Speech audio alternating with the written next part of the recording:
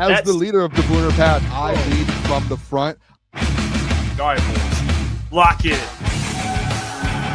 It's our core foundation, man. Grit. I'm fired up. I'm fired the f*** up, boys.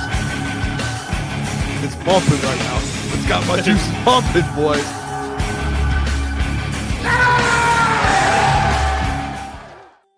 Good morning. Welcome. Crunch Time Sports, the Jeff Iafrate show here on a Monday morning. Wow. We got to talk about yesterday's game. All right, we got to talk about it. And no one's going to overreact, right? That's what's going to happen today. No one's going to overreact. No, I'm just kidding. I'm going to overreact. And we'll talk about the trade deadline as well, because that is tomorrow. First thing I do, I get up early this morning, I check my phone, and I see Howie Roseman has made a move. Does this guy get any effing sleep at all? Does he? I don't think he does. The Eagles made a move. Again, they've made like 3 trades in the last 2 weeks. They traded for Michael Carter, a corner. They traded for Jair Alexander, another corner. And then they just traded for Jalen Phillips. They just made a trade to get Jalen Phillips from the Miami Dolphins for a 2026 third-round pick. Now, they did need edge help, so it's a good trade for them. But I think this just shows, again, why Howie Roseman, and this isn't, I'm not doing this to go at Brad. This is really about every other GM. Maybe besides Les Snead, I'd throw in there as well. They don't sleep. They are always trying to make moves and get better. And let me tell you something. It's not because they can't draft. Howie Roseman can draft and develop, and he still makes moves. That's why he's made 3 Super Bowls in the last 8 years, and he's won 2. So that's the difference, right? Like, how he's aggressive, how he wants to win. Les Snead, same way. They won a Super Bowl. They went all in with Matthew Stafford. He rebuilt that team, and within a year or 2, and now they're already they're a good team again, and they have talent all over. So these GMs, man, I'm telling you, and this is what I want Brad to understand, because he's so good. He's a great general manager. You can't say anything about Brad in terms of his ability to identify talent or just him as a GM, because I think he's a pretty complete GM. But the reality is, this is where Brad just hasn't shown this fan base that he's willing to go all in. He hasn't shown it. And again, people think all in means like you trade away every single draft pick and you're screwed for the future. No, you just try and get better. That's essentially what it is. And last year they traded for Zadarius Smith, but Aiden was dead when they traded for Zadarius. It's not like you traded for Zadarius to try and pair with Aiden. Aiden was dead. You know, he broke his leg, and that's what took Brad to go get Zadarius. I'm trying to encourage Brad to think with Aiden, try and get better, or, you know, while you have talent, get better. You know, you don't have to wait till everyone gets hurt or has season-ending injuries to make a trade. So this trade deadline is going to be very important for the Detroit Lions for a multitude of reasons. One of them, obviously, the loss does not help. They looked very, very bad yesterday. And I'm going to get into the game. Don't worry. I'm going to get into the game and give my thoughts on Johnny Moe, the offensive line, you know, and all of that. But I just want to focus on the trade deadline for a second here, because it's relevant. The Eagles obviously made a trade this morning. Teams are going to be more aggressive and trying to get better. And it does apply to the Lions, because this Lions organization has made Lions fans happy over the last handful of years. Obviously, you guys have been fans much longer than even I have, or people that I know have. So there's a lot of committed Lions fans that watch Crunch Time Sports, and I appreciate you for that. But I'm going to try and speak directly to you guys, all right? Because you've had to watch bad football for a long time. And now over the last handful of years, you've gotten to see a team that has won games, has been good in the regular season, you know, has won their first playoff game, made an NFC championship game. Last year was obviously depressing, but for the most part, everyone's been excited and happy. It's been great. But here's the next step the Lions have to take. All right? Because there's 2 paths here. Think of it like this, fork in the road. There's 2 paths. You can either be, as an organization, which many would be fine with either, but I'm just going to give you where I'm coming from with it, what I would rather have. But there's a fork in the road. To your right, you have playoffs every single year. You have maybe you win a playoff game every other year. Maybe you make an NFC championship one game. But you're always in the mix. You just can't quite get over the top. All right? Which many people would take that. You'd essentially be like the Steelers over the last decade. That's what you'd be. And people would be like, I'm cool with that, man. I get to watch playoff football every year. I get to watch a team win 10 games, 11 games. I'm cool with that. But you don't have the best chance to win. Can you win? Yeah, you can win. But you most likely will be in that tier of just making the playoffs and losing, or winning a playoff game, maybe making a run and losing. Or you have this other path. And this is the path that the Rams took, the Eagles took, where you might not have, you look at the exceptions, right? Tom Brady and Patrick Mahomes gives the Chiefs and the Patriots a long run of contending. That's not always the case, right? Tom Brady and Patrick Mahomes, they don't grow on trees. So when you have those quarterbacks, you will always be in the mix to win a Super Bowl. If you're on the outside of that, you got to be aggressive. And Howie understands that. Howie goes, we have Jalen Hurts. All right, Jalen Hurts is a good quarterback, but he's not an all-time great quarterback. So he knows I have to surround him with as much talent as possible, and we got to get over the top doing it this way. That's the other way I'm talking about. That's the path on the left. That's the be aggressive, maximize your chance to win the Super Bowl. And what I mean by that is acquire more talent, and they have a ton of talent. So when people bring up to me like, Jeff, you're going to trade away a 3rd-round pick, or you're going to trade away a 2nd-round pick, like you need that to draft young players. They have all these young players. They have a ton of talent already. They do. They have Sam Laporta, Brian Branch, Jack Campbell, Jahmyr Gibbs still under contract, even though they're not extended. Don't you want to maximize your window while they're under contract? Wouldn't that be ideal? Why wait till they leave to try and, we're just going to draft another replacement? No, you have them right now under contract, and they're in their prime, or at least entering their prime. They're playing great football. So you have to capitalize on that. Guys, I would rather win a Super Bowl, or at least see that Brad tried his very hardest and went all in. At least I can say, you know what, Brad, you did it. You went all in. You really tried to get this thing. It's like what the Rams did at the deadline when they got Matthew Stafford. They traded for Von Miller. They had Jalen Ramsey. They're just like, we're going to go all in to try and win this fucking thing. And they did. But even if they lost that, let's say that that was the Lions and we lost going all in, I'd be like, you know what? I respect that. Like, I really do. I respect that. You went all in to try and win a Super Bowl. I can't fault Brad Holmes for that. But if you stay pat and you just kind of coast, and right now they need help. Their offensive line is not good. Like their offensive line, and they just lost Christian Mahogany. Their offensive line has not been good. It hasn't. It just hasn't. Jared Goff, and we know what Jared is. He's a guy that's not very mobile. So if he's getting pressured, he folds like a cheap lawn chair, and that's usually the most quarterbacks. Like that's just how it goes, man. It's not a Jared Goff strictly thing. Most quarterbacks, if you're pressured, you're folding. So you got to protect him, but he can't escape the pocket and extend plays, typically like some of these other mobile quarterbacks. And I'm not taking a shot. I'm just stating a fact. That's just what it is. So, and Jared's usually pretty good against the blitz, but unless you have defenders in his face, he's not going to do very well.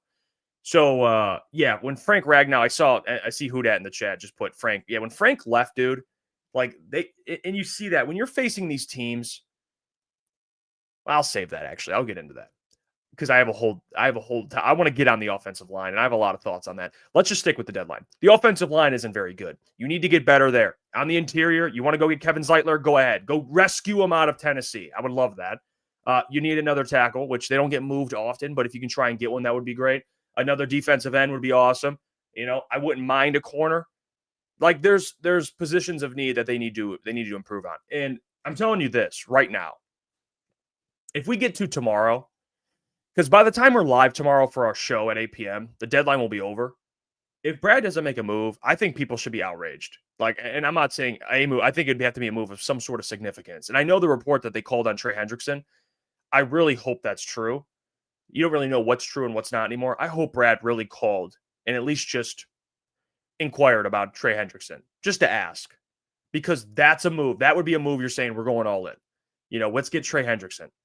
They couldn't really. I mean, Aiden Hutchinson yesterday was MIA. And that's, again, it's unfortunate. But when that happens, when you get a guy like Trey Hendrickson, you don't have to worry about it. All right. You're just getting pressure. It would help out Aiden. It would help out this defense. And not that the defense is the problem. I mean, last night it was really the offense has been the problem. But offensive line help, defensive line help. They were dominated yesterday in the trenches. So if you want to upgrade the trenches, be my guest. I would love it. Jalen Phillips just went to the Dolphins, so he's not on the table anymore. But there's someone else out there that's probably available. Go call, any team that's, not very good, and they'll probably give you a player. And the Bengals just lost. So maybe Trey Hendrickson, trading him might be a little more enticing for them. And it's sad because, I see Tom in the chat, and I talked about this yesterday. Tom says, just accept Brad won't do anything. Don't waste energy. You guys have Stockholm Syndrome. And shout out to the commenter in yesterday's stream, our post-game stream, that brought up Stockholm Syndrome. I actually totally forgot. It's the perfect definition. Lions fans have been conditioned to think, why even talk about a move? Brad's not going to make one. That doesn't mean you shouldn't expect it. That doesn't mean you shouldn't demand it. Like this team, I don't care who you are. There's no perfect team in the NFL. There's no perfect team in the NFL. Every team can make a move. It just depends on where you're at as an organization. Are you selling? Or are you buying? The Lions should be clearly buying, and they should be trying to go all in to win a Super Bowl. They should be as aggressive as they can be. I think this team right now, you have all these players extended under contract. You have a window of opportunity. I'm telling you guys, don't believe the bullshit that you hear about the window's open forever. It's not. And don't listen to anyone that tells you that. It's not true. Anyone that says and believes that the window's open for a long time, and I mean this respectfully, is an idiot. It's not open for a long time because that's not how the league works. Like the only time a window is open for that long is if you have the greatest quarterback of all time, where you don't win a Super Bowl for a while and then you win one, or you have the second greatest quarterback of all time, arguably, in Patrick Mahomes, or you have one of the all-time great quarterbacks. That's when the window's open and you have a Hall of Fame head coach, by the way. That's the combo. Hall of Fame head coach, Hall of Fame quarterback. Yeah, the window's open for a while. And I love Jared and Dan, but they haven't proven that. So don't believe the window bullshit. What you should believe is we have a great team. Let's maximize our opportunity to win a Super Bowl. That's what you should believe. Okay? And losing Frank Ragnow sucks, but here's the reality, guys. Don't you wish they were a little more aggressive with Frank Ragnow? Wouldn't that have been nice? You see what I'm saying with this? Things happen. Like, they made the NFC Championship game. They lost. It is what it is. But Brad was never aggressive at the deadline, and they made an NFC Championship game. And they had Frank Ragnow. And now we're post-Frank Ragnow. Graham stinks, all due respect. He has not played well. And they're just sitting there, okay, now we got to make a move. It's like, dude, this offensive line isn't what it was last year. And that's unfortunate because this team is built on their offensive line. I mean, it's entirely built through their offensive line. And their offensive line has been, the last couple of games, has been so bad. It's been so bad. And guess what? And I'll just get into it now. Like yesterday's game. Like the offensive line's been bad. They haven't been, they can't run the ball. I think they're like 15th in rushing yards or rushing yards per carry, 15th or something like that. They have gotten worse as a rushing offense, which is part of why the offense sucks. Or at least it's maybe not sucks is the right word, but they haven't been as good as they were last year. How about that? Because the offensive line isn't good. They can't run the ball like they used to, or they typically can, unless Jameer has just an explosive, ridiculous, Jahmyr Gibbs game where he just puts the team on his back. But I'm talking about a consistent run game, like Dave Montgomery and Jahmyr getting involved. Last year, you saw them both performing well consistently. This year has not been the case. They can't protect Jared Goff, right? And then that affects the passing game. And that's when you have, that's when you can't take deep shots downfield because Jared doesn't have the time in the pocket to allow things to open up. So it's just like, it's a cause and effect. You got all these problems and what the issues are. Third down, they're terrible. 5 for 17 yesterday on third down. They converted their first third and long of the year yesterday. Think about that. First third and long of the year. 3rd and 10 plus, you were 0 for like 20, and you convert your first one yesterday with all this fucking talent on this team. It doesn't make sense. It doesn't. So I don't know, guys. This is like the big picture issue, because if we're being completely honest, are they going to beat the Commanders this week? Yeah. Jane Daniels is out. They're going to face Marcus Mariota. They're probably going to win by, 27 points. I'm just keeping it a stack with you guys. They're going to blow out the Commanders, but that's not my concern. We're not talking about the Commanders. We're talking about big picture NFC, AFC, winning a Super Bowl. Every time they faced a good defensive front, the offenses looked like shit. Packers, they look like shit. Browns, they look like shit. Chiefs, they look like shit. Bucks, they look like shit. Vikings, they look like shit. And I'm talking about the offense. Remember the Browns game? They scored 34, and we all sat there going, wow, they scored like 30 points, and they didn't even play well offensively. Yeah. I mean, and again, the points are great, but I'm talking about just how it looks on offense. They don't look as efficient. They don't look as good as they typically do. When they play good front sevens this year, the offense looks not good. You don't think you're going to face good front sevens when you get in the playoffs?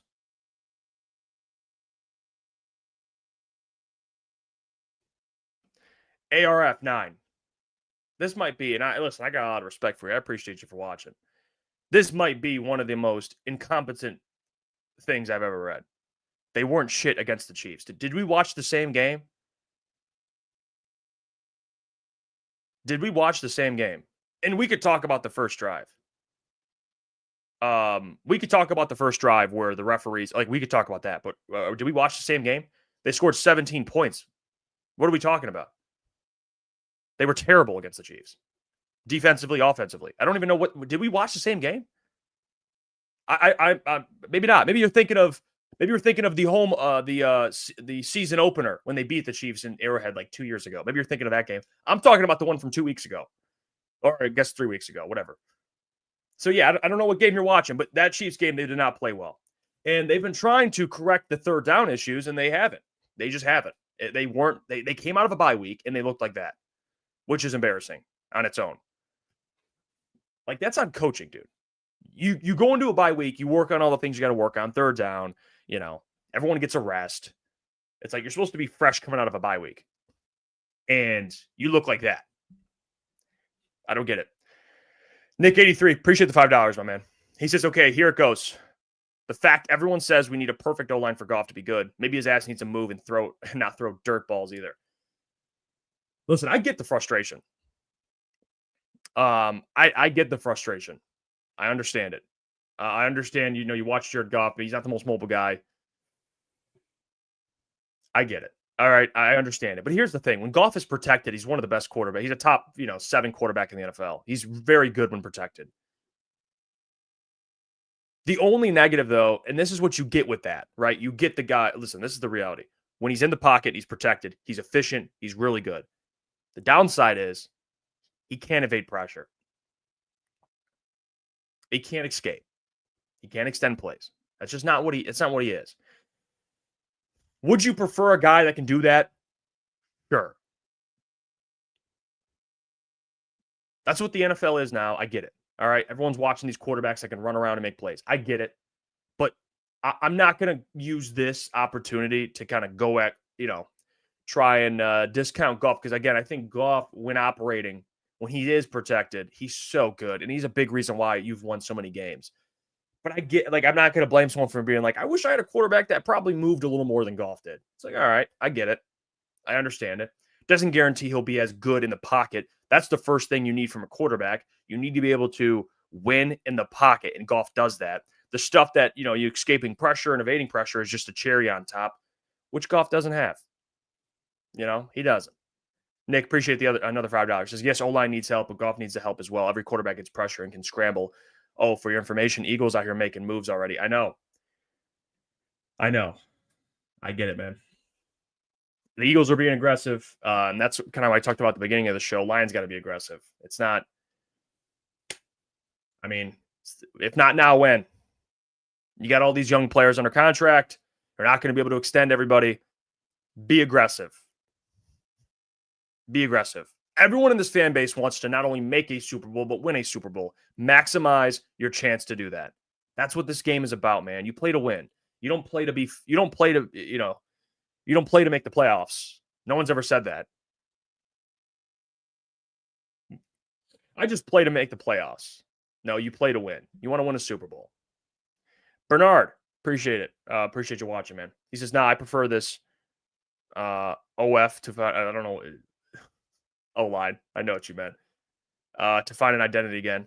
Not a move the trenches running game anymore. Not a play action team because the run game is not established well. The trick plays are gone. Thinking you meant OnlyFans. But or the offense. Oh. The offense needs to find an identity again. Yeah, no, I agree with you. Last year, it seems like the play action stuff with Jared Goff. He's, by the way, one of the best quarterbacks in the league at play action. They can't establish play action if they can't run the fucking ball. And yesterday, obviously, they could not run the ball. They ran it for 60 combined yards between Montgomery and Jahmyr Gibbs.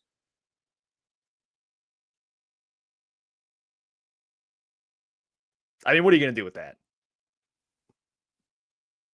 What are you going to do with that? It's just, let's talk about, can we talk about John Morton? And by the way, I did see Alohi said Joel Bitonio. You could try and make a move for him. You could try and make a move for Kevin Zeitler. Got to get offensive line help. You see how important it is for Jared. So you see how important it is. Let's talk about John Morton. All right. Because this thing has been a roller coaster this year with John Morton. All right. And I'm going to try and be very careful here because I'm trying not to live in the moment and overreact, even though that's what makes football great. But the Lions have a ton of talent. They do. So we expect this team to score points. Like, they're going to be good. And what people told me, and I understand it to some extent, even though I believe coaching in the NFL is the most important thing. Coaching is everything. I know they say players make the plays. They do. But, like, you need good coaches in the NFL. It's a sport where coaching matters, I think, the most. It's super important. It's a combination of players and scheme and coaching. The Lions are going to score points. They're going to, it's not going to be maybe the easiest thing, but with a good offensive coordinator, they can score points. So you saw that to kind of start the year after Green Bay. Like, they scored 52 against Chicago. Goff had 300 plus yards. Baltimore, they scored 38. Cleveland, they scored 34. Cincinnati, they scored 37. In Cincinnati, they actually had a pretty good day. Even though that, Jared, a little pass protection wise, maybe he got hit a couple times, but they scored 37. So I think the offense has shown highs. These highs that you love, this offense is explosive. They look really good. But then you see these lows. Like the commenter said, he thought we played well against the Chiefs. I would disagree with that. But they scored 17 points against the Chiefs. They just didn't look they didn't look good offensively. They scored 7 points in the second half in that game. And guess what they were on third down against the Chiefs? They were 5 of 11. 0 for 2 on fourth down. All right. Which 5-11, I guess, they got to be better than that, but not the end of the world. It's still manageable. And then you go to Tampa Bay. So after this stretch of scoring all these points, they play Tampa Bay after that loss to the Chiefs, and they beat Tampa Bay 24-9 off of one of the greatest performances defensively I've ever seen by a Lions team. They go 3 of 13 on third down, and they put up a bunch of yards, 379 yards, but they were just bad on third down. They let's see their red zone. In the red zone, they were let's see, where's this at? 1 for 2, which is fine. But they had 6 penalties at home. And you go into a bye week and you're like, okay, we're bad on third down. We had too many penalties. Run game's been inconsistent. We got to be better on first and second down, and we got to be better in these third and manageables, even third and longs, even though you're not always going to convert these third and longs. They go into the bye week, and guess what happens? Coming out of the bye week, They're bad on third down. They get they had 10 penalties, self-inflicted wounds. Like all the same issues that were there are there. I don't know. It's just I think that's like the biggest concern from fans is like all the problems that you went into the bye week with, you came out of the bye week with.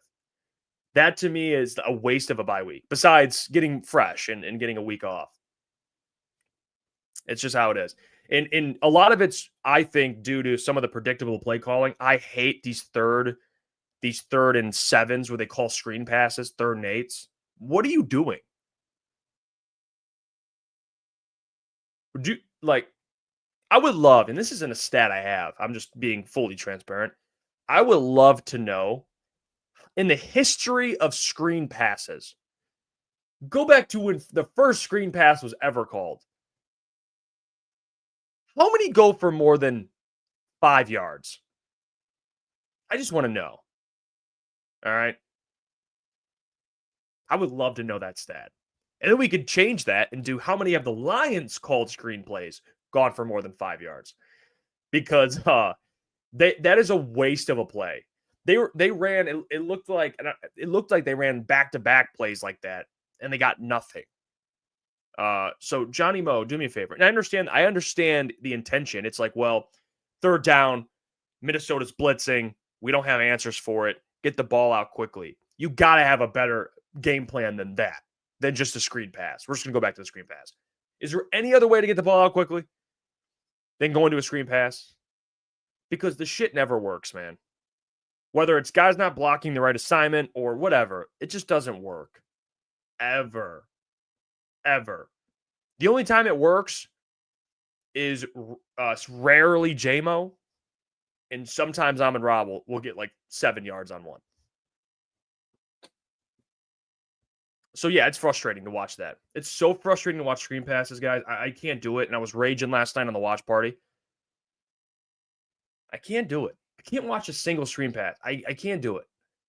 So Johnny Moe's got to be a little more creative when it comes to those type of plays. But overall, like, I'm not going to say Johnny Moe needs to be fired or, I think that's a little extreme at this point in the season. You're not going to get rid of your OC in 8 games, especially when you've had some up and downs. But I'll tell you one thing. They got to find this balance between high highs and low lows and kind of have a steady median. They got to find what they really are. Find an identity, like the commenter said. Get back to their identity. And they got to be better on third down. Like, there's things they got to get better at. It's unfortunate that after a bye week you look like that. That's on coaching, and that's on Dan. That's on John Morton, and it's not all John Morton. It's on Dan too. I think. Listen, people told me this all off season, and when they changed the offensive coordinator, the biggest talking point was this is Dan Campbell's offense. This is Dan Campbell's offense. Like, Johnny Moe's going to work because they have good players, and it's Dan Campbell's offense. But when they struggle, everyone goes at Johnny Morton. No one wants to call out Dan Campbell. So which one is it, guys? Is it all the OC, or is it Dan and Johnny Moe? Collaborative, because I was told it was collaborative. So as much as I want to blame Johnny Morton, and I don't think it's all his fault, I think there's a lot of issues. I think you can blame, and I put the poll in the chat, whose fault is it? It's a trick question because there's a lot of people's faults. All right. It's offensive line. It's John Morton. It's Dan Campbell. And I'm not going at Calvin Shepard. I don't think they played yesterday. Yeah. Could they have been better? Yeah. But you should have won that game. I mean, JJ scored. It was not on the defense. The special teams was bad. They played bad in all 3 phases of the game. JJ, they scored 17 points on short fields. We're going to blame the defense? I mean, Dan Campbell said we expect them to get a stop. But it's not like JJ had 400 yards of passing yards. They just they could have been better in the red zone. But overall, yeah, they're putting the defense in bad positions. The special teams was so bad yesterday. They're getting these easy returns, and then you get blocked on the field goal, returned for basically all the way to the 20-yard line. I mean, it was bad.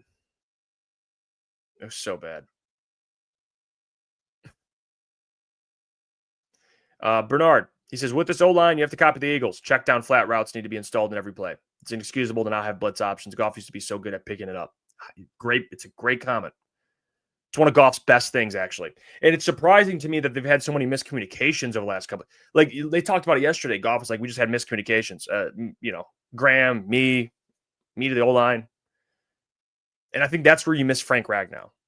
As I think Frank was one of the best in the league at identifying blitzes, making sure guys knew what was coming. He was great at that, elite at that. I think Graham is just unfortunate. It's just a reality. He's just, you're going to slip on some of those things. So yeah, Jared's usually it's on a lot of things. O-line, Johnny Moe. And honestly, I'm willing to give this thing a longer runway. But if I'm being honest and I'm trying to be fair, I don't even know if I could take this Commanders game this week as like the fix-it game. Like, because it's the Commanders. Like, you're going to blow them out. You know what I mean? I want to see them against the Eagles. I want to see them against the Rams. I want to see them against the Packers on Thanksgiving. That's what I'm measuring them up to. That's what I'm measuring them up to. So I want to see that. And then I'll feel more confident about long-term winning a Super Bowl. Brian, he says, we thought this team would struggle with the new coordinator and young O-line. Well, against strong defenses, we are seeing just that. You need to continue to coach them up and hit our stride in December. And to Brian's point, actually, Booner mentioned this yesterday, and I actually don't disagree with this.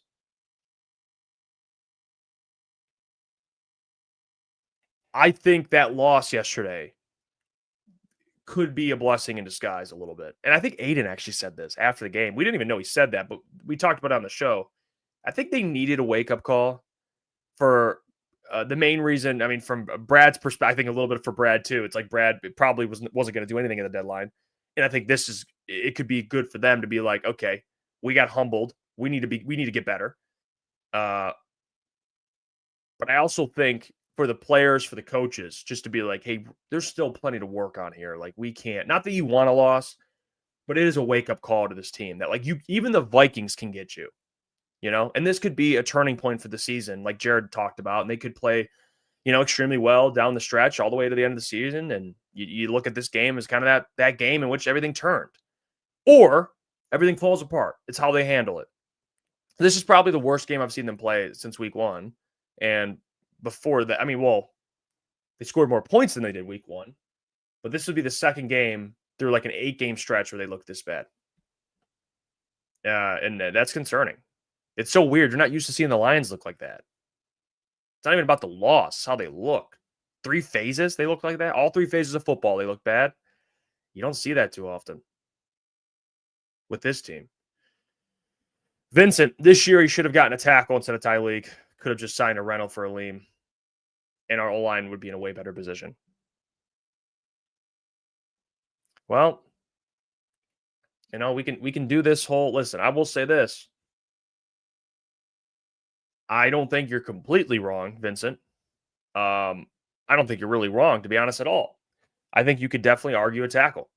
They need tackle depth. And Giovanni Manu, that was before they knew what Giovanni Manu would do. Obviously, he ain't the answer. All jokes aside, I love Giovanni, but he hasn't proven to be the answer. So they need a tackle. And let's look at the other side of that. Tyleek Williams is supposed to be your run stopper, and they got shredded yesterday. Shredded with Aleem, Tyleek, and DJ Reader. Shredded. Like, Tyleek was one of the best run defenders in college, and he looked like one of the worst run defenders in the NFL yesterday. I mean, they looked bad.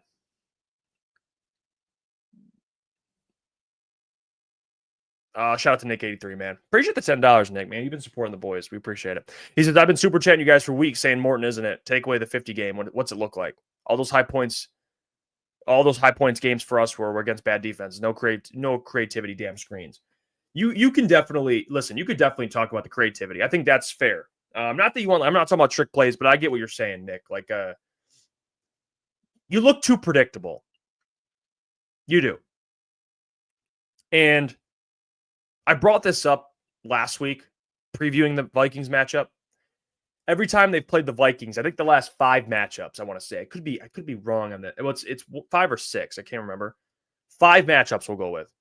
I think they've scored 30 in every single game. Lions offense has scored 30 in every single game. It's been typically higher scoring games, but they've beaten the Vikings and scored like 30 straight. Or, 30 in 5 straight. Dan Campbell's won his last like 4 or 5 games, whatever it is. Usually, and I'm not trying to start shit here. All right? I'm just throwing this out there because I know what people are going to say. Oh, you're a Bears fan all of a sudden.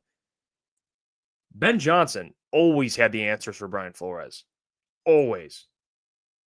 That was actually the thing with Ben Johnson that was so impressive, is he always had the answers to Brian Flores. Now, the fair argument would be, well, they had a better O-line. Okay. That's fine. I'll give you that.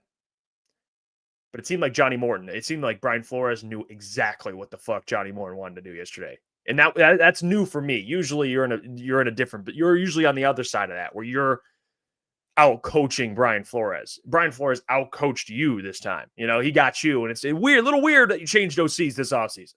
So I could see why people would be a little more, sketchy with Johnny Mo. But I'm not ready to give up on him yet. But yesterday was not good.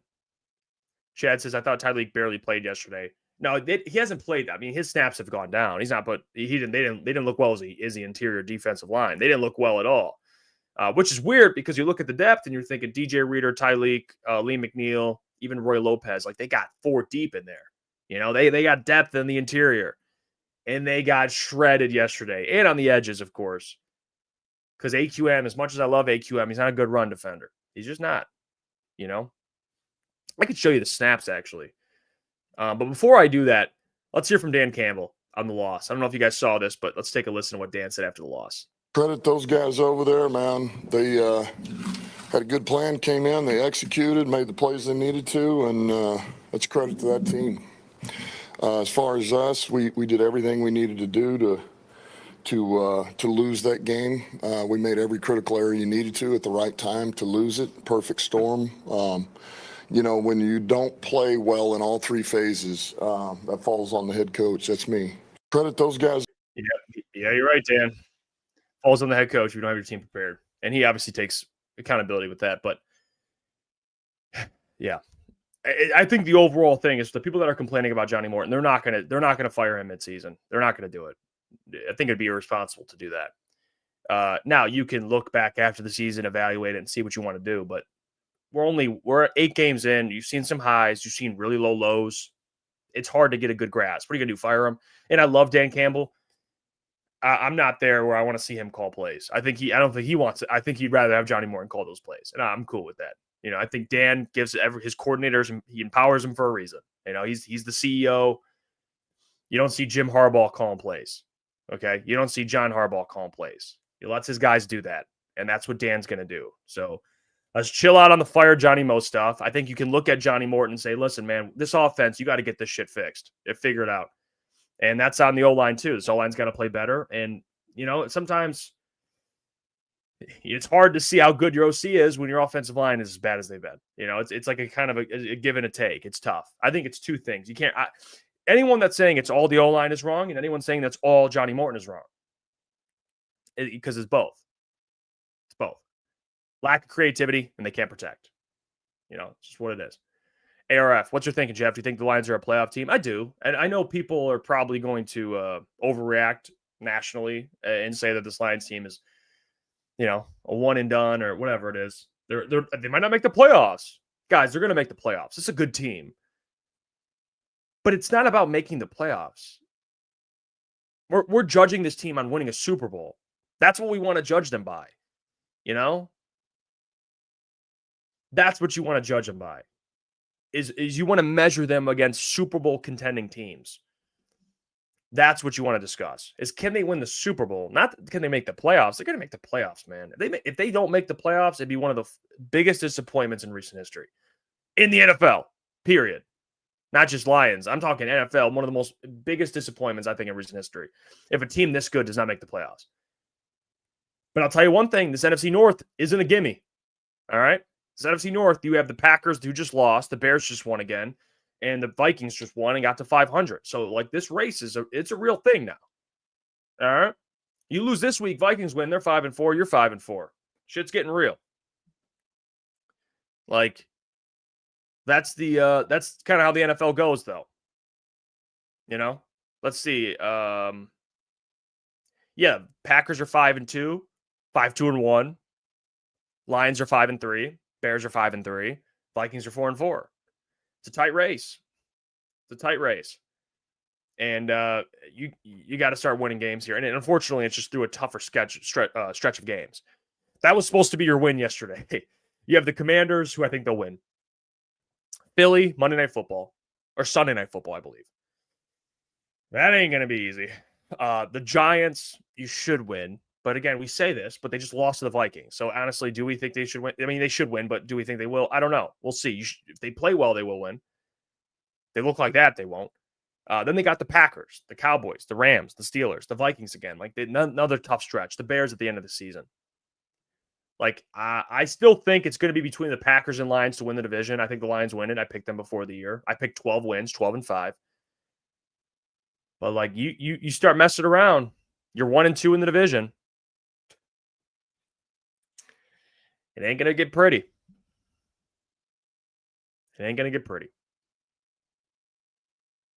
Streams only, no playoffs, fire everyone. That's actually how people would probably react. And I think that'd be fair. Not that they would fire everyone, but if you don't make the playoffs, dude, fire everyone that's involved. Unless golf is hurt, that's a standard here. Highest price tickets in the NFL, by the way, for 2.5 years of winning. Last point's fair, too.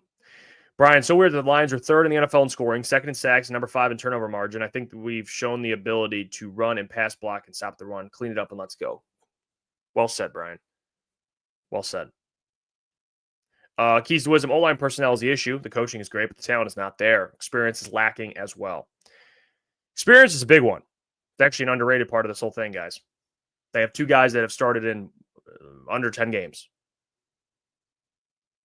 Mahogany, who's out, which is unfortunate.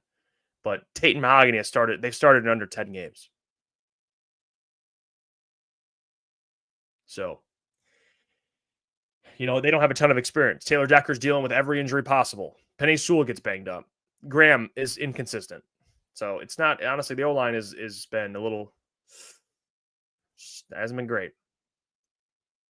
Bernard, Philly just got Gion Phillips and Jair Alexander, though, so they are trying to improve. Bernardo says, low-key, if they don't make the playoffs, that has to be put fire on everyone's ass for sure. Brad will be making major moves. Yeah. But it sucks that you have to, not that you're saying this, Bernard, but the possibility, let's say you're right. That would be sad that you have to see that to make major moves. Like, how about we be a little more, what's the right word for it?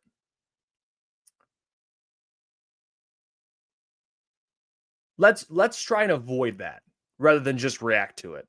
Progressive. Thank you. Love that. That's the word I'm looking for. Let's be progressive. Okay? How about we try and do that before we look back and see we missed the playoffs, and then we'll make major moves. All right? Proactive. That's another one. Let's be proactive instead of reactive. I say that all the time for some random reason. But yeah, that's what I believe. Let's be a little more proactive rather than reactive. All right. Lamar Russell. How come Jared isn't talked about as the reason? Lazy commentating. Okay. Let's talk about Jared Goff. By the way, I already did talk about Jared Goff, so but I'm sorry that you feel like it's lazy commentating. But let's talk about Jared Goff, all right? And let's have a conversation because it's easy to blame the quarterback, and I think Jared is not absolved from any blame, of course. But you're looking at someone who's third in the league in passing touchdowns. You know what I'm saying? Jared's played well this year. He's 17 touchdowns, 3 interceptions. Like he's bald. But here's the reality though. Jared Goff, and I've already stated this, the reality of having a quarterback like Jared Goff is he's a statue and he can't move. Now, whether you love that or not is a different conversation. There's some people that would prefer a more mobile quarterback. There's some people that would prefer more of a guy who can kill you in the pocket and play from the pocket.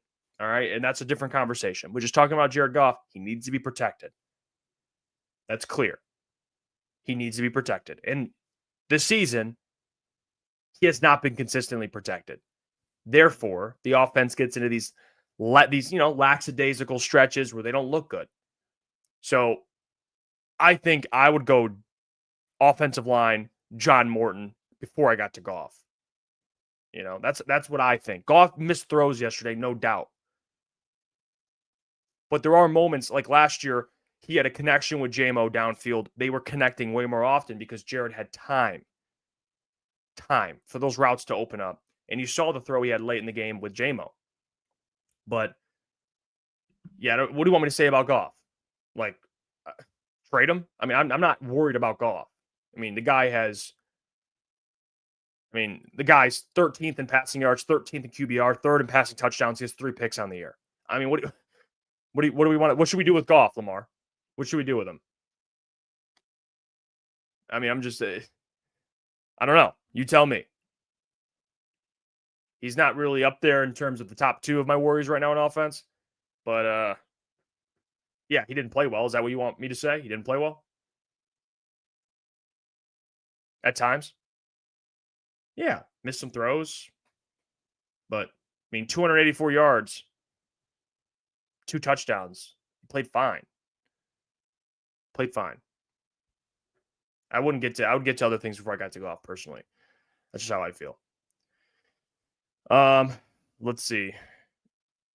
Steve A, why not use a 6th lineman to help? Well, here's the thing. They've been running a lot of 12 personnel this year. And for those who don't know, 12 personnel is 2 tight ends. 11 personnel, they have more receivers on the field. And last year, they ran a lot of 11 personnel. A lot. They ran a lot of 11 personnel because they had Tim Patrick. That's how they ran. That's what they did. This year, they're running a lot more 12 personnel because they need more help. They need a Brock Wright to help out with shipping and blocking. And also, I think they like having 2 receivers out there, 2 receivers, 2 tight ends, 1 running back.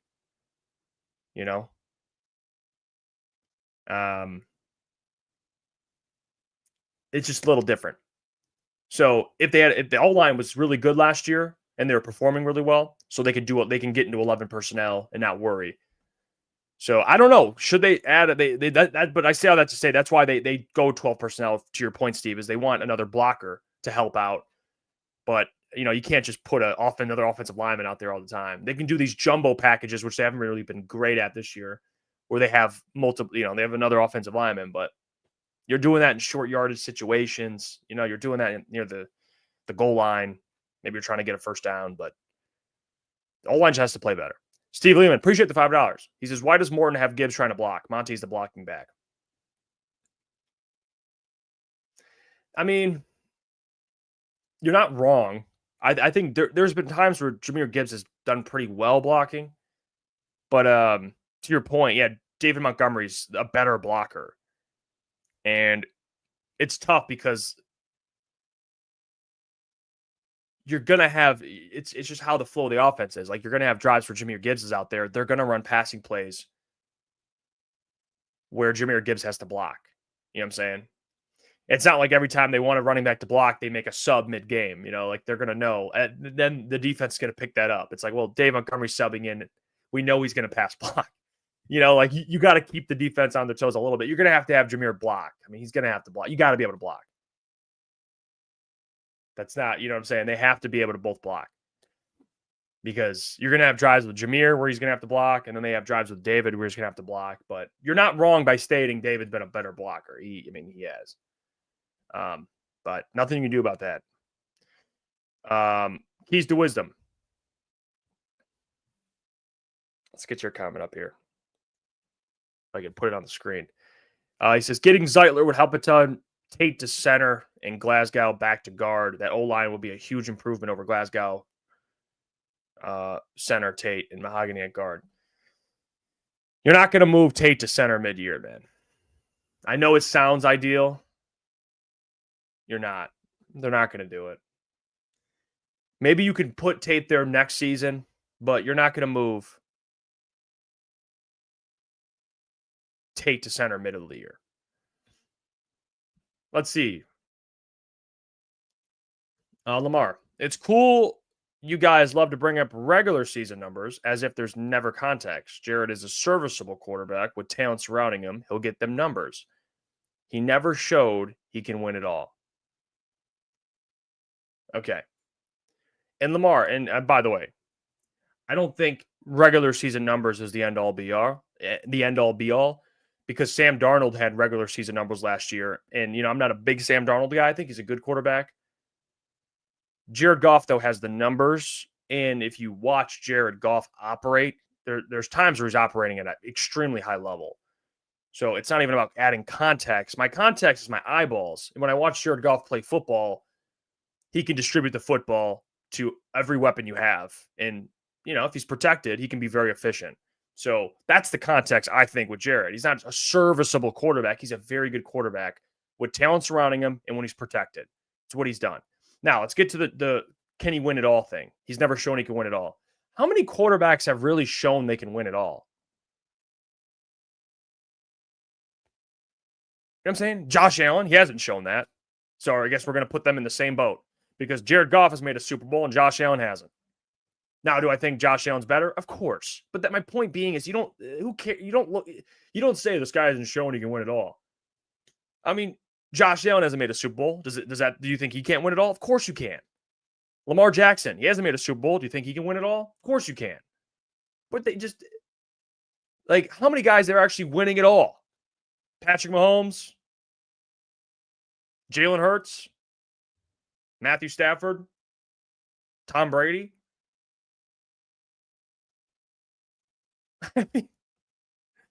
I think it's just when people say oh, that guy hasn't shown the ability to win it all.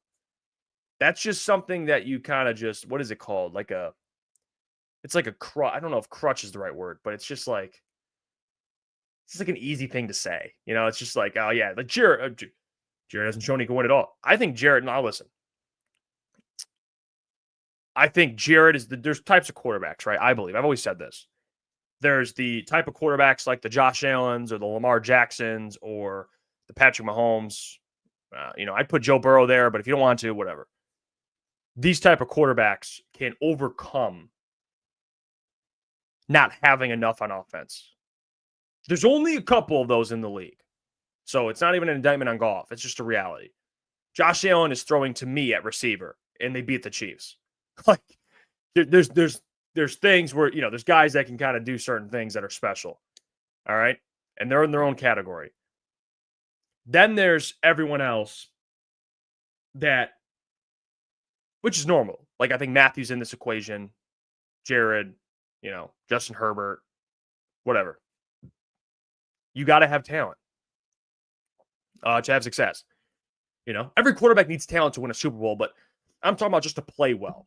Jared, obviously, he just needs talent, and that's not I don't think that's a bad thing. I think that's just a reality. He needs to be protected. He needs weapons, just like Matthew Stafford does, just like Justin Herbert does, just like some of these other guys they do to play well.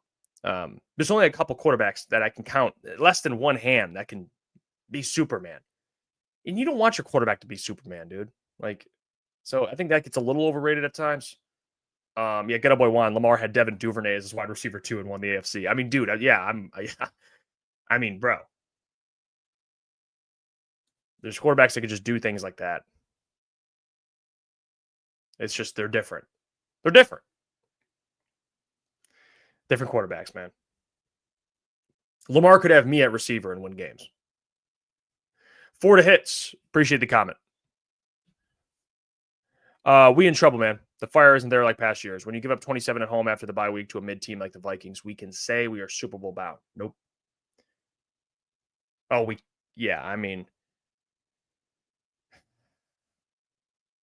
Listen, I think it's worth to talk about. It's a concern. It's hard not to be concerned after that game. And you're not really going to know how big of a deal this game was until you get another 2 to 3 game stretch as you go forward, because you're going to see how they look against the Eagles. You're going to see how they look against the Packers. And if they look like shit, then we know this is more legit than people think. I think right now for me, it's concerning, but I don't think I'm there to write them off for the year. You know, I think they're still, you still got to give them the respect in an NFC that isn't very, there's no one that's really visibly stood out. The Eagles have showed lows. Rams are good, whether people want to admit it or not. Bucks they clearly are hurt. You know, they've dealing with injuries. So I don't think it's, Jane Daniels just got hurt. I mean, you could still go out there and make some noise in the NFC playoffs. 49ers are banged up, still winning games, but they're banged up. So I'm not ready to write them off, but that is a bad loss. I'm not going to argue that. You know what I'm saying? That takes a hit to your confidence. I mean,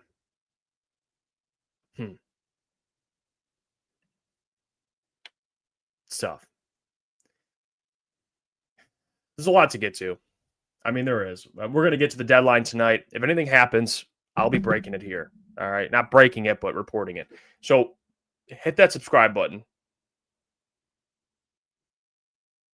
Turn on the notification bell, because when we post, you get alerted. And if there's a trade today, I will be on top of it. I promise you. Okay. I will be dialed in. I appreciate you guys for hanging with me. Even if you disagree with me, just listening I respect it. I appreciate it. And you guys are the best, man. I had fun doing this. Yesterday was a lot of fun at DraftKings. I had a ton of fun over there. So hopefully you guys can try and make it out to another one of those watch parties. We always have a good time. It's always a blast. And I love chopping it up with you guys, man. We'll see you tonight, 8 p.m. Come hang out. Come bitch, complain, hang out. It'll be a fun time. We'll all be doing it. So, it is what it is. Life of being an NFL fan, not just a Lions fan in general. But until later on, 8 p.m., I will see you all.